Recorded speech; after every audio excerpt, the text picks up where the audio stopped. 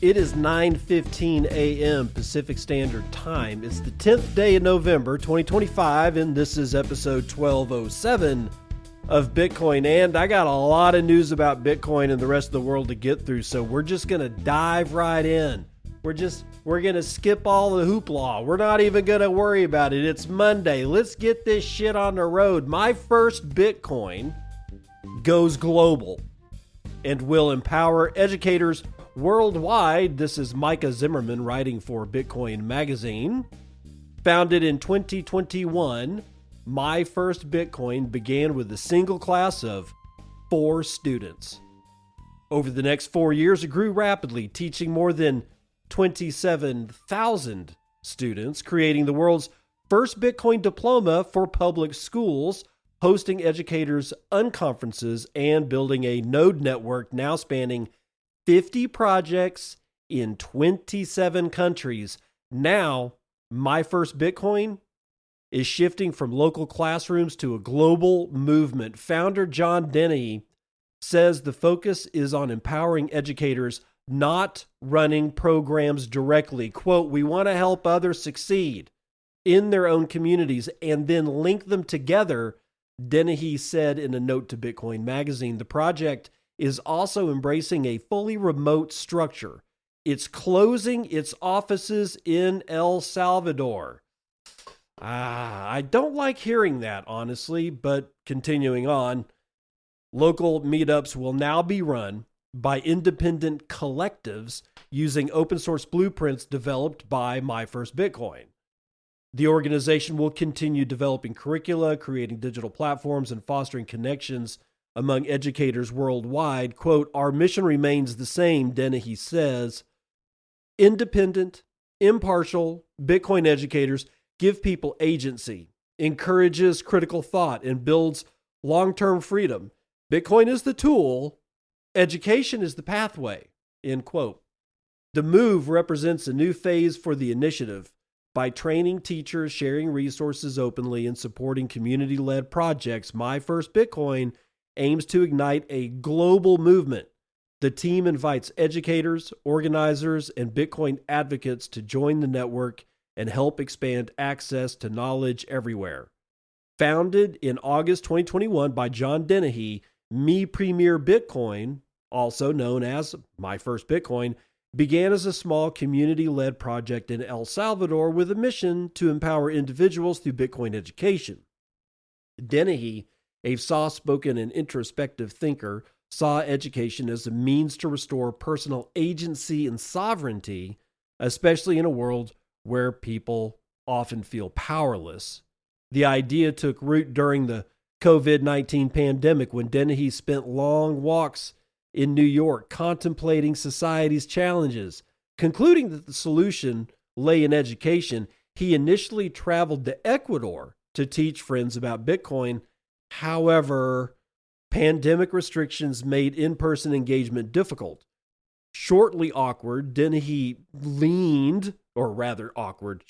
afterward, Dennehy learned of El Salvador's historic adoption of Bitcoin as legal tender, and then he relocated there to support that country's efforts.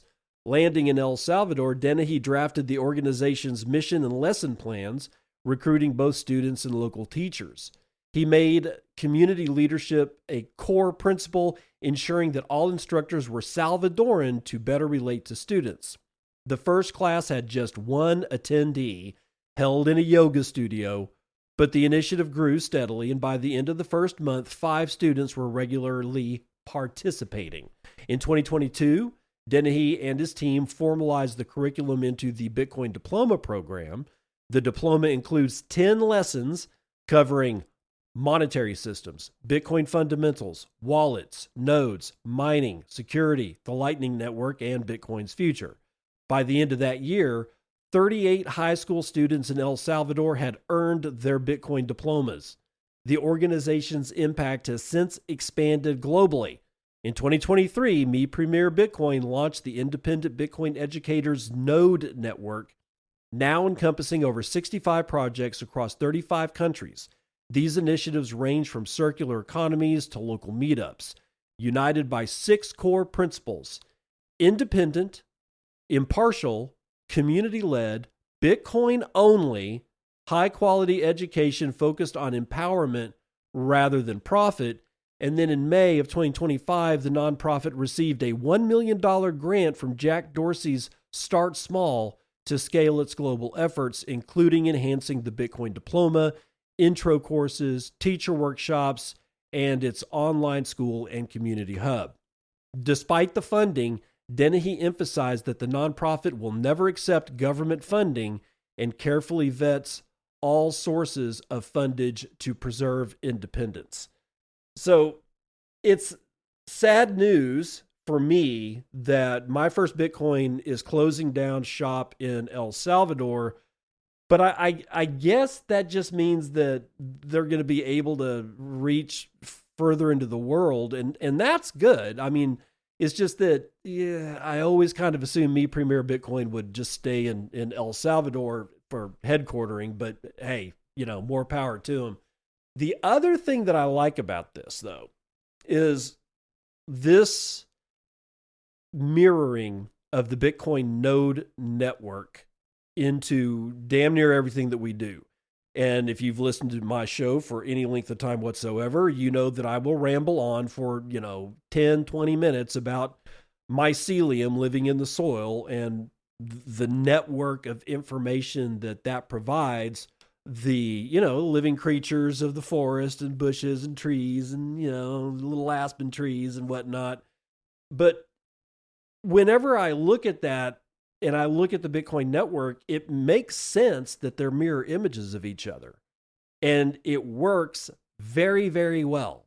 Having a whole bunch of nodes that are all interconnected, maybe not all to every single one of each other nodes, but at least a couple of connections to a couple of other nodes in that network. And then you just basically depend on the network topology to essentially, either through one or two or three hops, have all nodes connected to each other. And you end up, like in this particular case, they're going to be able to share curriculum. They're going to be able to share, I don't know, like 27 countries. Let's say there's 15 or maybe 10 different languages represented.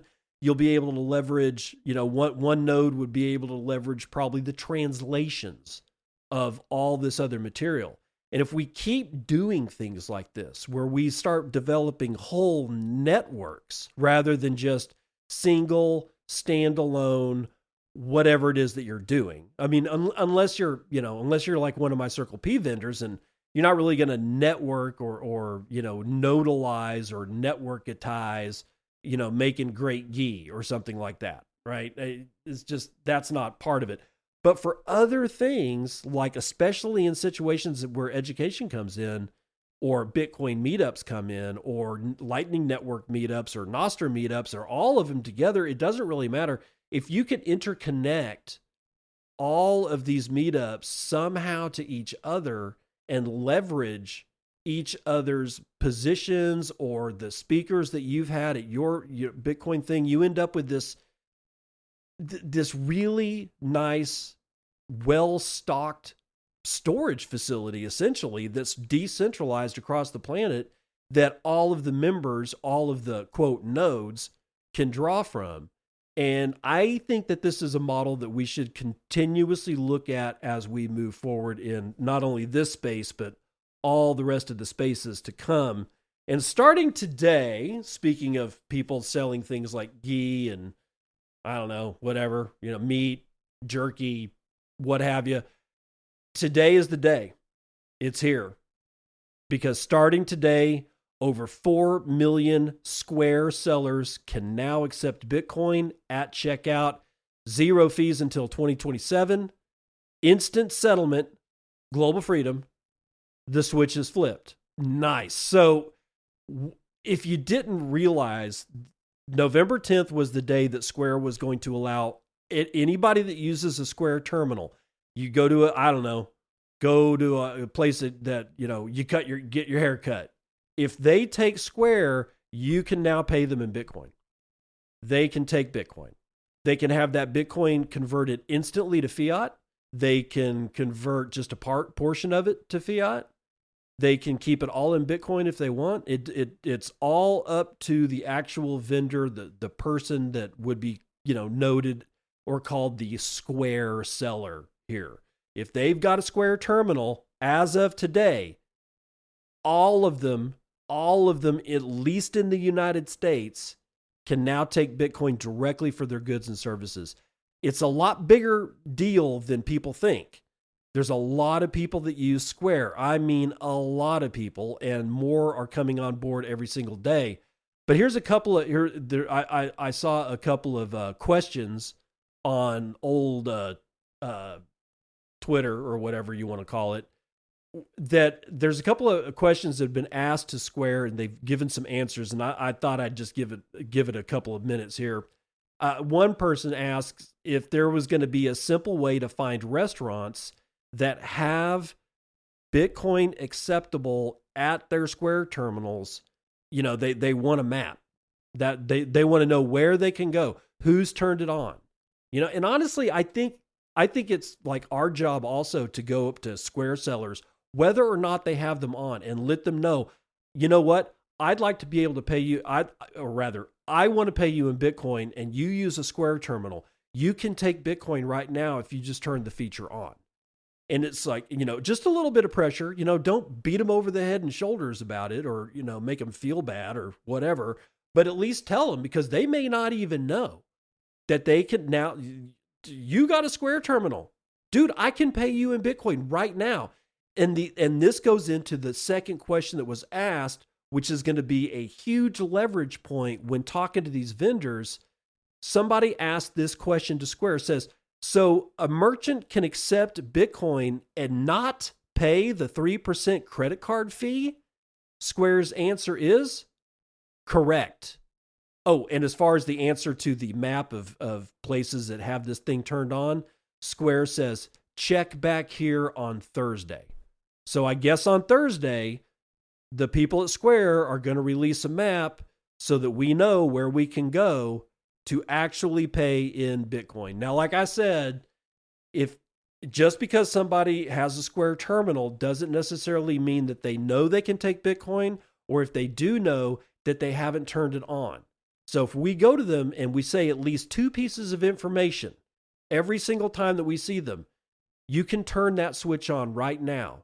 And if you do, when I pay you, you will not have to eat 3% in credit card fees. Who wouldn't want that?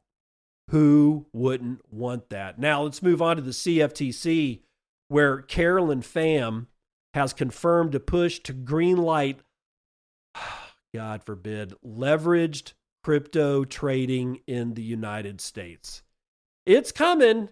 As if we didn't have enough chicanery going on in the markets already, Adrian Zmunsky from Cointelegraph lines it out for us.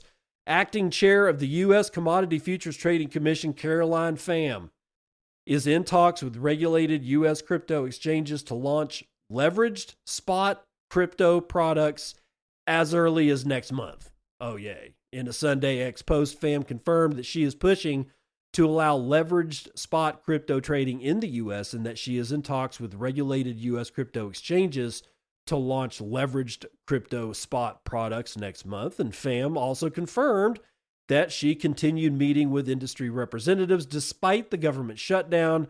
The regulator is also currently considering issuing guidance for leveraged spot crypto products.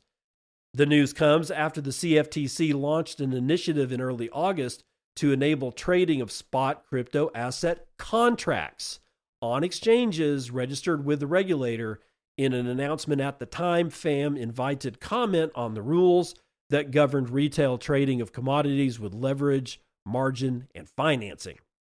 According to the Federal Register, the Commodity Exchange Act provides that a retail commodity transaction entered into with a retail person, which is executed on a leveraged or margined basis, is in fact subject to the Commission's jurisdiction unless the transaction results in actual delivery of the commodity within 28 days of that transaction. So consequently, leveraged crypto spot positions would only be allowed if their duration were limited to 28 days, or they would be illegal. The U.S. government shutdown occurred when Congress fails to pass an annual spending bill or a short-term continuing resolution, blocking much of the federal government's spending. In such situations, non-essential services are paused, some workers furloughed, and others work without pay. I don't know why they're talking about this. It goes more into the shutdown. Does it have anything to do with what we were just talking about? No, it doesn't. Cointelegraph, why the hell did you put in 4 paragraphs? Oh my God, it's like, yeah, a whole 4 paragraphs about the government shutdown, which has nothing at all to do with leveraged spot crypto trading. That's being able to go long and short with 10x leverage, 3x leverage. It's a casino. That's all this is. It's just a fucking casino. It just continuously amazes me how we just don't see it for what it is. It's a financial product. No, it's not. You're gambling on like, I don't know, a football game. It's just gambling. Stop it. And go get your GreatGhee. You can go over to GreatGhee.com. That's GreatGhee, GHEE.com. Get yourself some ghee. What the hell is ghee? It's clarified butter, baby. It's made by simmering butter to remove all the water, the milk solids, and other impurities. It leaves behind a beautiful, deep, golden, lactose-free oil with a nutty flavor and a very, very, very, very high smoking temperature, which is about 485 degrees Fahrenheit. It's extremely robust. You don't want to get it that high, but if you accidentally get something like olive oil, like above its smoke temperature, whoa, Nelly, or even, other seed oils, they'll go to like, I don't know, 375, maybe 400. Butter, which is made from pure, beautiful animal fat, yeah, it goes up to 385 before it catches on fire. Well, start smoking. You do not want to get it that high, but if you do want something that's got some robustness for like a quick searing of a steak or something like that, dude, ghee has got it in spades. You can get it at GreatGhee.com. That's GreatGhee.com. Use the coupon code BitcoinAnd so that Mr. Ghee over at GreatGhee.com knows that I made the sale for him and he can get me back on the other side with some Satoshis. Now, from CoinDesk, we've got this one. Hold your horses, BTC bulls. Besant says Trump's tariff dividend could be tax cuts. The humanity. I thought we were getting straight up cash again. Omkar Godball from CoinDesk says the cryptocurrency market lit up on Sunday, with social media erupting in cheers as users hoped for a new bull run in Bitcoin, and tokens like shitcoin whatever and the other shitcoin fueled by stimulus checks following President Trump's announcement of a tariff dividend for low-income Americans on Truth Social. But the reality, as Treasury Secretary Scott Bessent later clarified, is just a little more complicated. Really? Who would have thought? Bessent explained that the president's tariff dividend might be delivered through the tax cuts from his major economic policy bill earlier this year. Quote, the $2,000 dividend could come in lots of forms, in lots of ways. It could be just the tax decreases that we were seeing on the president's agenda. No taxes on tips, no taxes on overtime, no tax on Social Security, no tax on, making it deductible, your auto loans. That would be awesome. Bessent told ABC's This Week when asked by Trump's social media post. Asked by, maybe meant asked about Trump's social media post. Anyway, these indirect measures, as mentioned by Bessent, may not trigger the same immediate surge in Bitcoin and shitcoins or consumer spending as direct stimulus checks typically do. That's because checks provide quick, tangible cash inflows that can rapidly boost demand, while tax cuts tend to distribute benefits, more gradually. It's the case of a bird in the hand is worth two in the bush. The certainty of direct cash inflow generally carries more immediate market impact than the uncertain promise of indirect measures. Bessent's clarification followed euphoric assumptions that the announced dividends would come in the form of Stimmy checks, drawing parallels to the COVID-era payments that were closely linked to unprecedented rallies in cryptocurrencies, particularly on the shitcoin side, I might add. The narrative lifted market valuations. Bitcoin rallied from roughly 103,000 to 105,000, and then it extended gains to over 106,500 at one point during Monday's Asian hours. The leading cryptocurrency has gained 4% in the past 24 hours, with altcoins such as I don't care. They're shit coins. I'm not going to report on it. Stop wasting my fucking time. It's also worth noting that drawing parallels with 2021 doesn't, well, quite hold up. Back then, inflation was well below the Federal Reserve's 2% target, and interest rates were pinned to near zero. Now, both factors encouraged increased risk-taking and market exuberance. Today, rates stand at about 4% following recent cuts, and inflation remains at least a full percentage point above the Fed's target. This raises a crucial question: whether recipients of the tariff dividend, whether through direct stimulus payments or indirect measures like tax cuts, will channel those funds into crypto trading or opt to save them instead. Who knows? I'm actually just surprised that, that Lynn Alden continues to be correct. Nothing stops this train. The elections, that the little gubernatorial elections that happened like last week or the week before, I can't remember when, some of the mayoral elections in the larger towns didn't go Trump's way. Is it possible that he's currying a little favor with the voting base?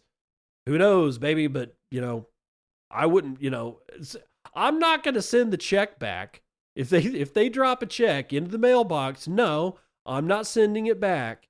I'm going to buy Bitcoin with it. That's exactly what I'm going to do with it. So moving on to JP Morgan, what do they think about Bitcoin? Well, they just increased their Bitcoin ETF holdings by 64%. So I guess JP Morgan is rather bullish. Alex Larry from Bitcoin News tells us a little bit more.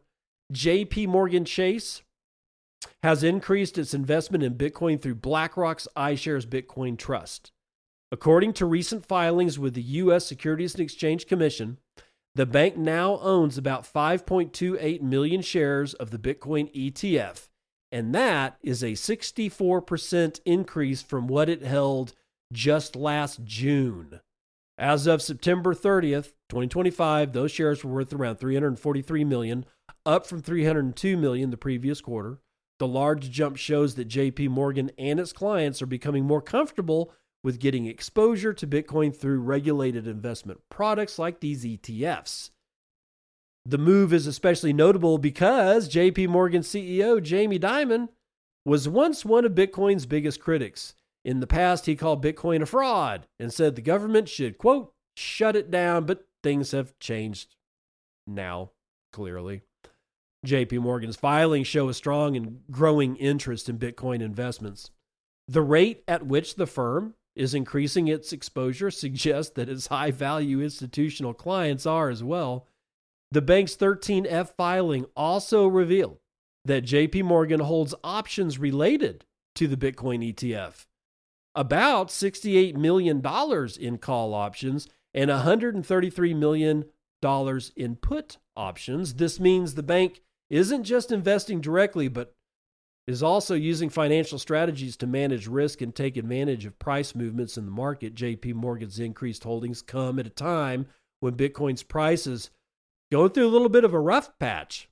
The digital asset has recently fallen by about 20% from its record high of 126,000. Is trading near 100,000 by the end of October. The drop was caused by a wave of selling and liquidations in the futures market after broader economic worries, including, again, new U.S. tariffs on Chinese imports. Despite the dip, institutional interest hasn't disappeared. Eric Balchunas, the senior ETF analyst for Bloomberg, recently clarified that during the market downfall, ETF holders had the steadiest hands, with less than 0.5% selling of holdings.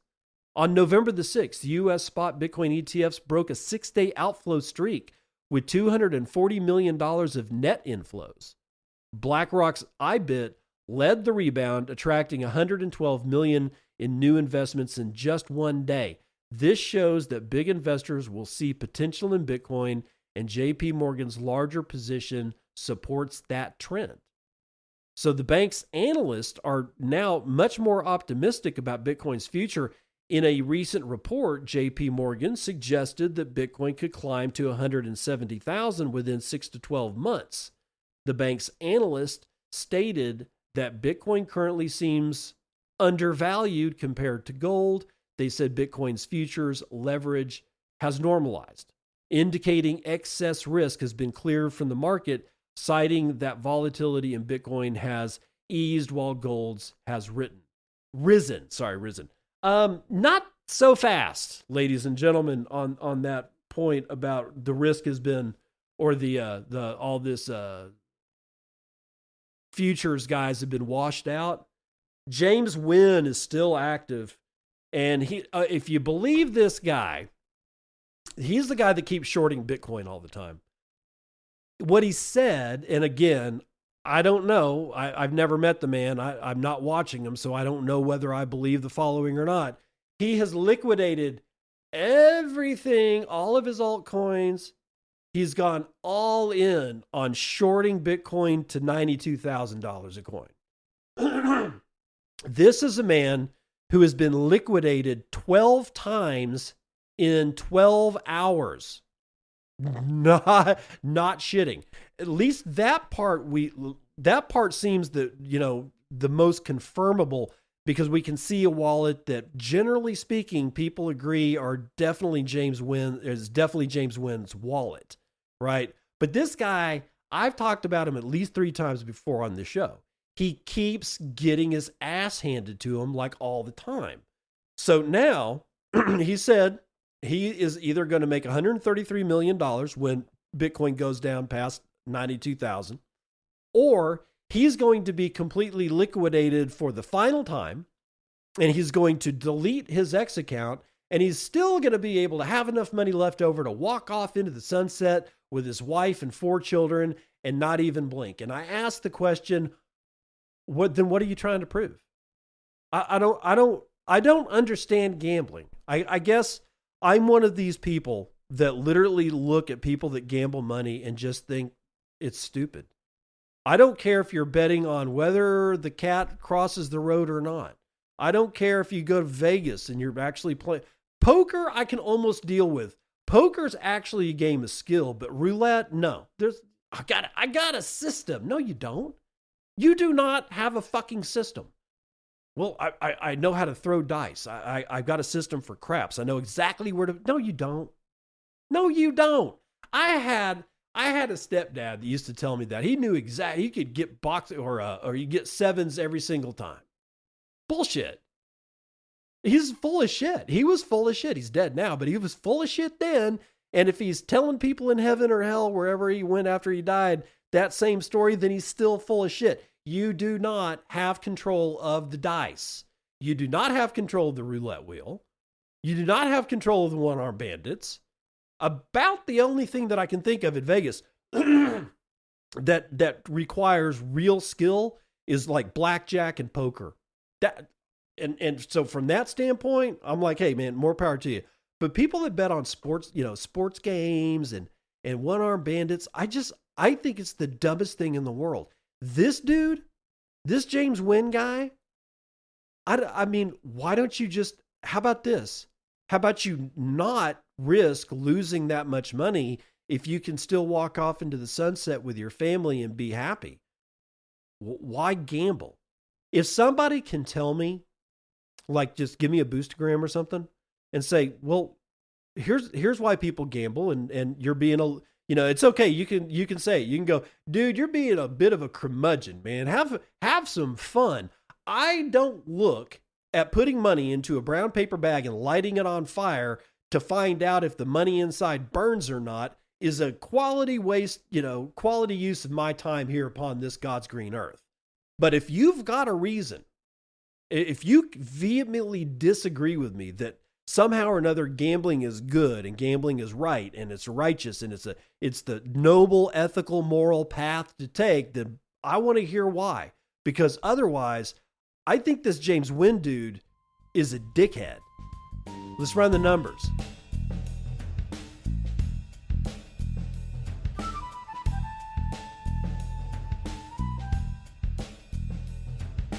CNBC futures and commodities. Brent North Sea oil is up 0.14% to 63.72 a barrel. West Texas Intermediate up slightly to 59.78 a barrel. Natural gas is down a third to $4.30 per thousand cubic feet.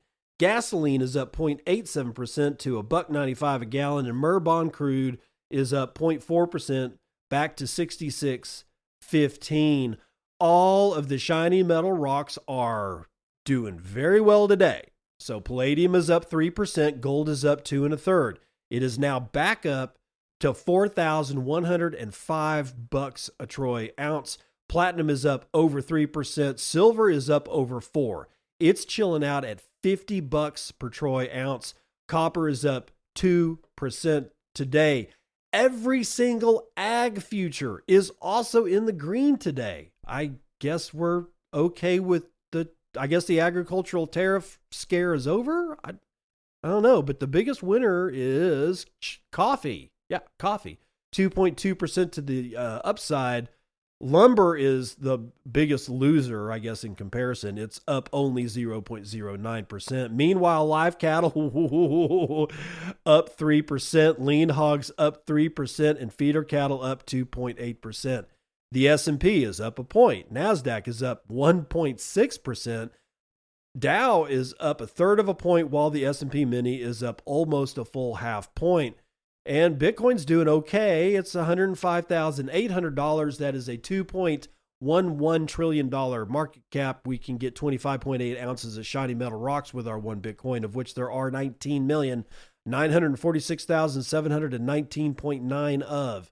And average fees per block are nominal, 0.03 BTC, taken in fees on a per block basis. There's 30 blocks carrying 61,000 unconfirmed transactions waiting to clear. High priority rate's going to cost you 1. Low priority rate's going to cost you the same.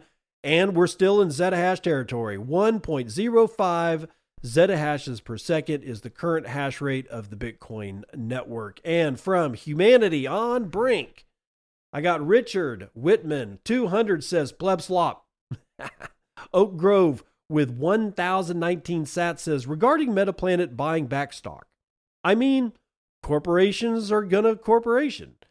It is a valid technique mired by the long list of other super organisms that have already looked out for their own self-interest over the community. Our bias lies in whether we want other BTC corporations to follow suit. Oak Grove comes back with 1,151 sats, says, sat for the previous episode. I've changed my formula for boost. I divide the time of the episode over 1 hour and multiply that by the episode number.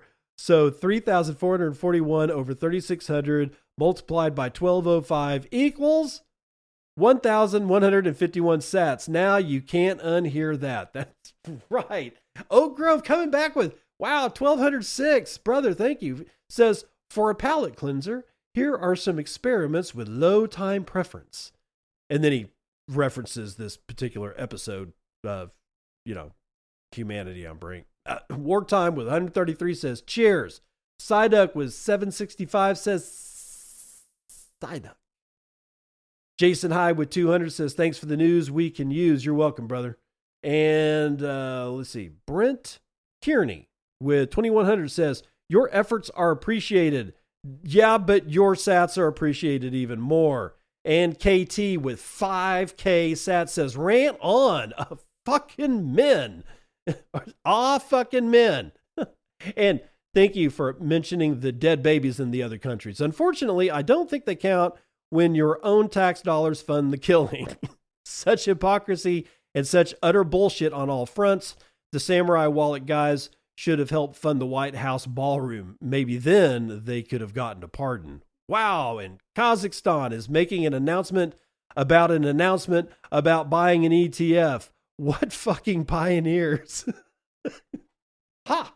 And everyone knows the best way to build a reserve is by illegally confiscating alleged illegal funds. Take a bite out of crime. Thanks for the cynicism and sarcasm. It pulls on all my heartstrings. You got it, brother. Pies with 121 says, thank you, sir.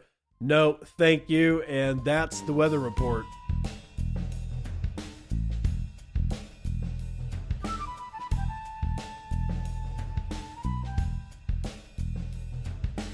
Welcome to part 2 of the news that you can use. Bank of England proposes a 20,000 pound cap on retail stablecoin holdings. If you got more than 20,000 pounds, I guess you can't have it, can't hold. I don't know, man. These people, I don't think they quite understand how all this works. But Vince D'Aquino is going to tell us more out of Decrypt. The Bank of England has proposed. It's just a proposal. Everybody calm down.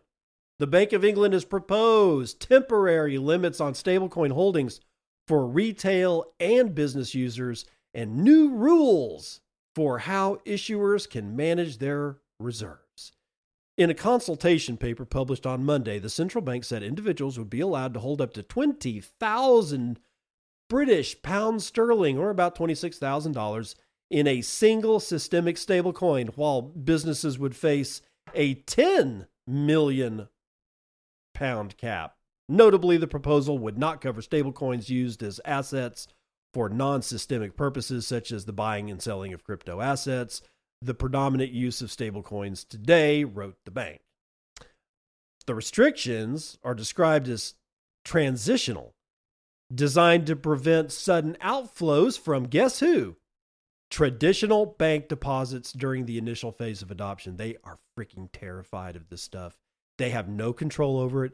It's gotten huge. It is stable. I mean, look, you can hate stable coins if you want. I don't. I don't use them either, but I don't hate them. Not inherently. Not yet, anyway. I don't know. I'm sort of like got that, I'm watching you, man. I'm watching you. But what makes me smile every single time is watching Tether just walk all over the dead bodies of the central bankers, because even though they don't realize it, they are dead. They died a while ago. Nobody's really come out and given them the bad news. And it makes my heart sing every single time I see this. They are freaking terrified that all of a sudden one day there is going to be a major run on banks to go into stable coins because the citizenry of the world has gotten their fill of the bullshit. And these guys are not going to be able to meet that demand. And it is going to cause huge problems. And they're not going to be good problems for anybody around the world. But if you are one of the people that are out there that says we need to burn the whole system to the ground, this is what burning the whole system to the ground looks like. And it's not going to be easy. Just please understand that if you're sitting there twisting your mustache, just waiting for that match to fall on the diesel-soaked pile of rags, you might want to back up a few steps, because you will probably get your ass burned too. All of us will. All right, so let's, it does need to burn to the ground. But somehow or another, we need to take steps to insulate ourselves from the conflagration to come. But there was, according to the bank, the limits would be loosened and eventually removed once the risk to financial stability subside. Good luck. The proposal applies to stable coins recognized as systemic, meaning those that could be widely used in everyday payments. Think Tether, think Circle. Non-systemic tokens will be regulated separately by the Financial Conduct Authority. Those are more specialized, like the Trump probably they would include the Trump stablecoin as sort of non-systemic, but Tether and Circle and maybe even Pi USD, yeah, they're going to consider those systemic. The consultation accompanies a detailed financial stability paper that outlines how issuers would be required to maintain backing assets. Up to 60% of the reserves could be held in short-term UK government debt, with the remainder held as unremunerated deposits at the central bank. The paper notes that allowing greater share in interest-bearing instruments could affect trust and confidence in money by limiting liquidity during periods of stress. The central bank said it also is considering providing recognized issuers access to its liquidity facilities to ensure they can meet redemption requests. It's acknowledged that the size and structure of the UK short-term debt market may not support large-scale stablecoin demand in its current form, pausing to say, and that's why Tether is going to take all of that shit away from all of these bullshit stablecoins that the UK think are going to come to rise in the UK. They will, but they're not going to gain traction. They're just not. And Tether is basically going to be buying United States debt like it's going out of style.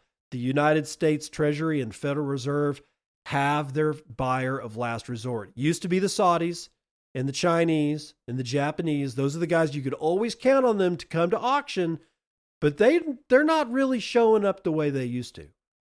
And nobody's really talking about it, but the last few bond auctions look pretty freaking anemic. But it doesn't matter. We've got Tether. And the United States it's going to be a debt jubilee. And that debt is going to land in every other country first before those chickens come home to roost.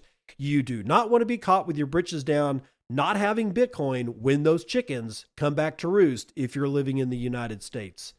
You're going to want Bitcoin. Anyway, the UK's cautionary approach is aligned with how the government has been dealing with crypto regulation for quite some time now. Cecilia Lopez, head of policy and research at Solana's Super Team UK, told Decrypt.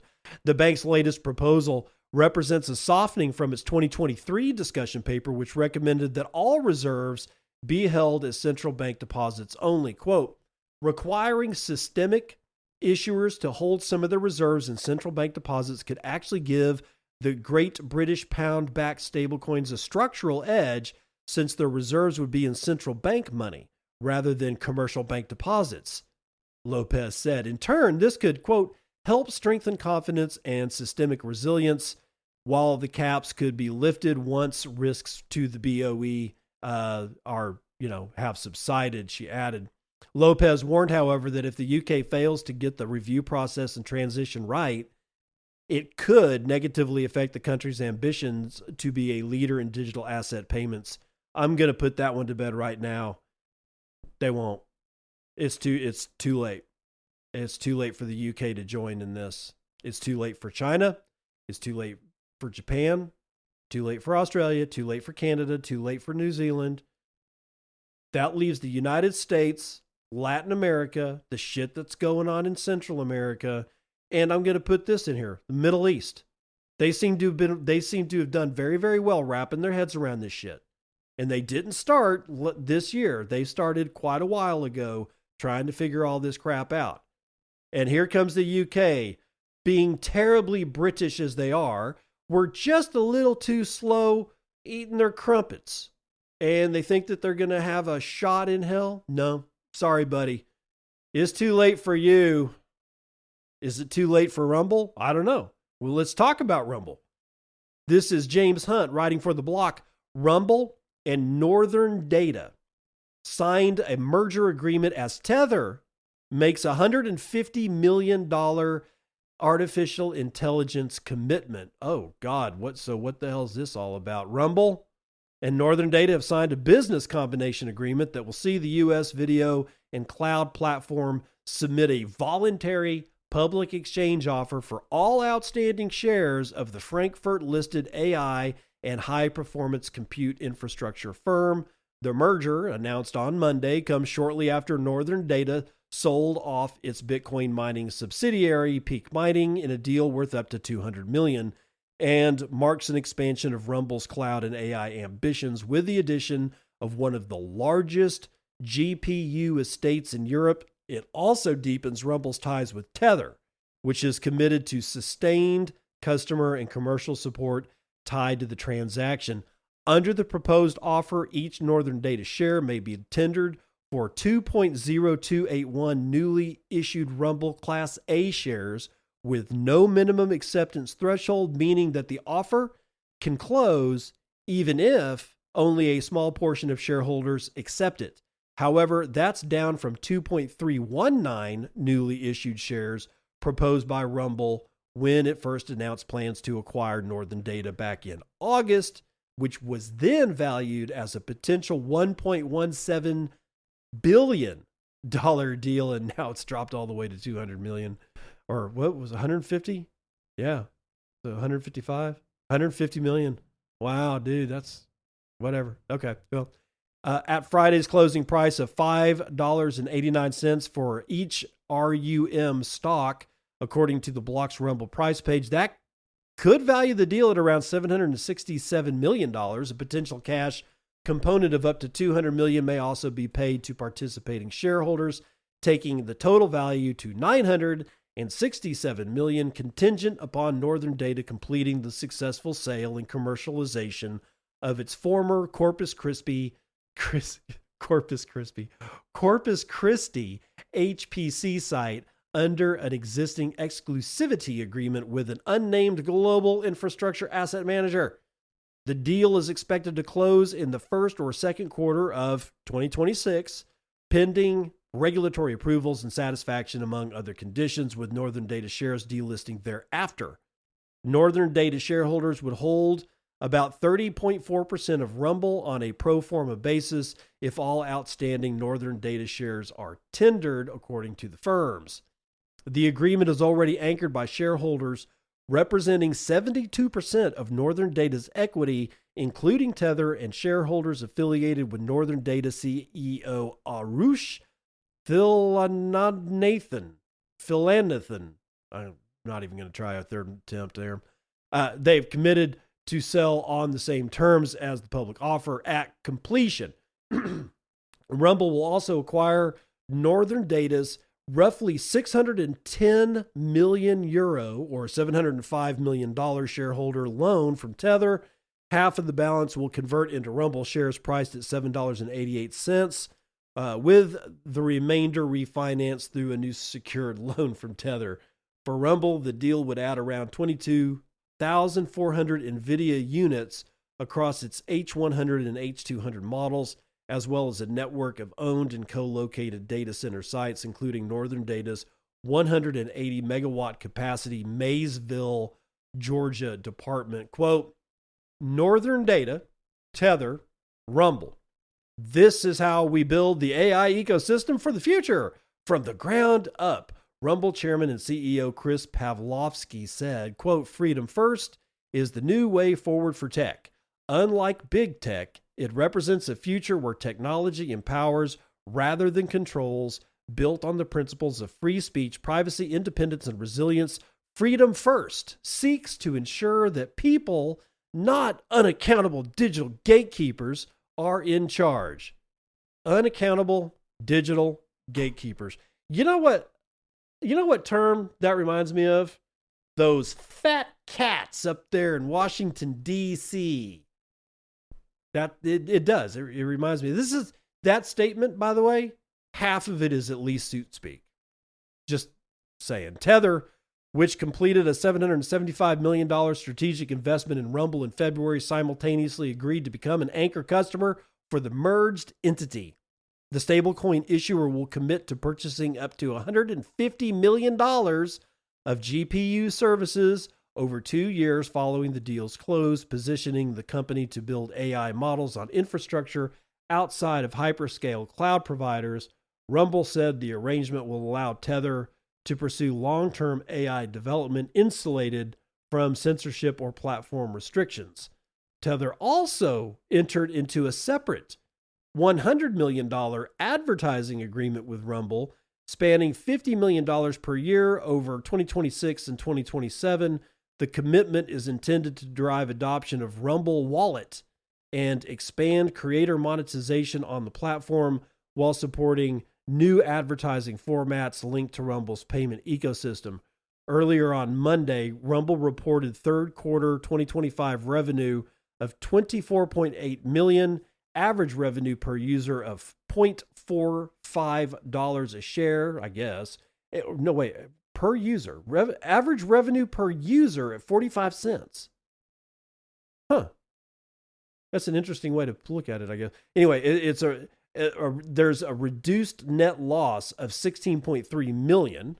The company ended the quarter with $293.8 million in liquidity, including $269.8 million in cash and $210,082, which is about $24 million.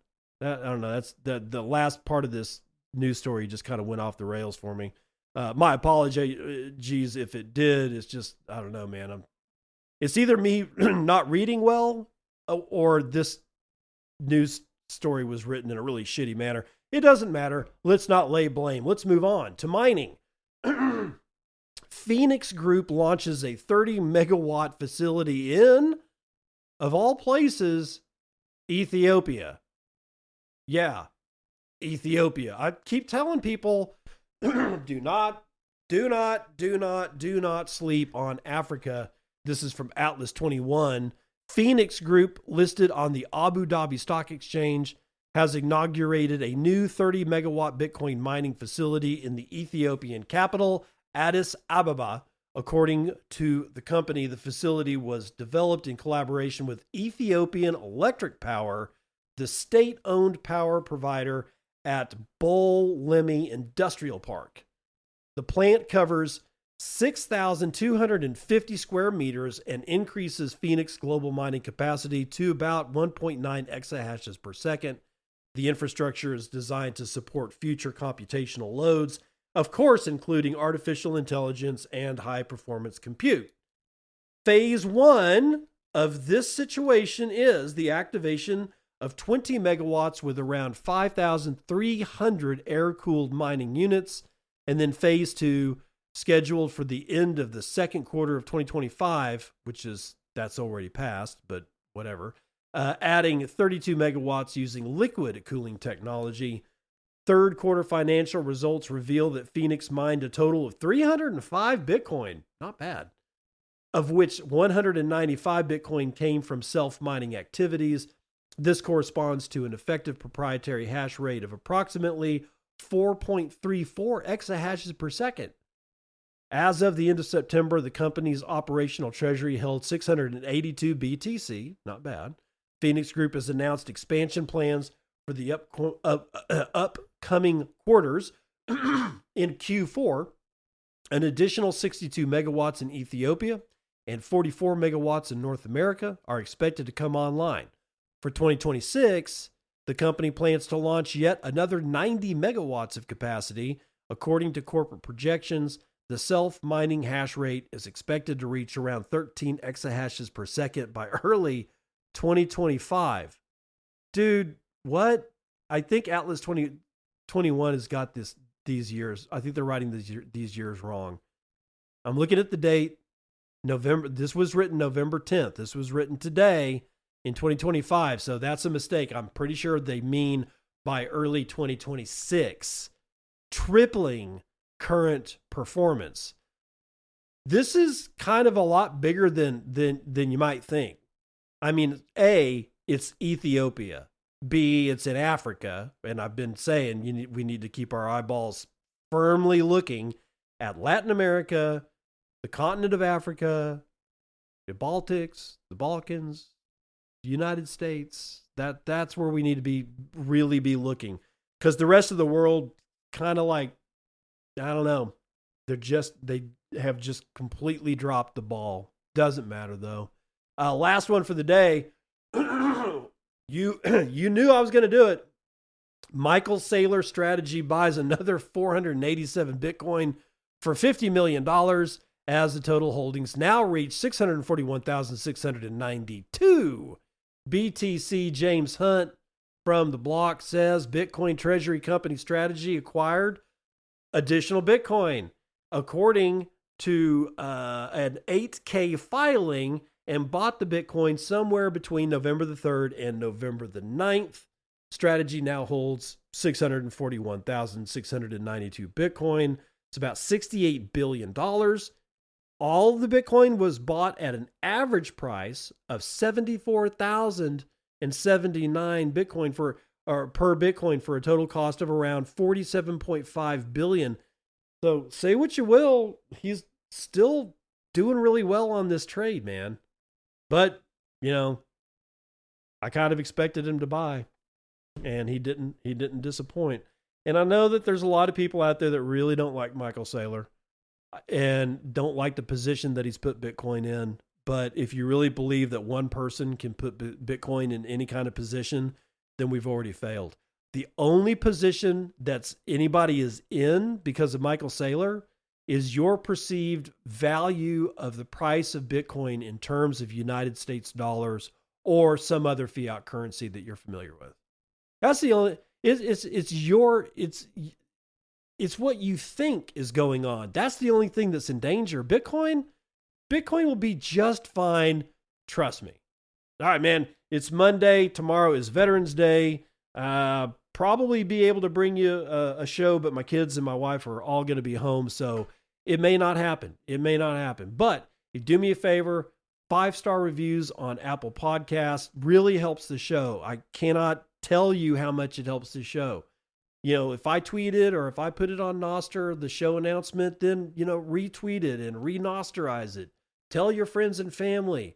Throw me boostagrams. Do all the things to help a brother out, and I will see you on the other side.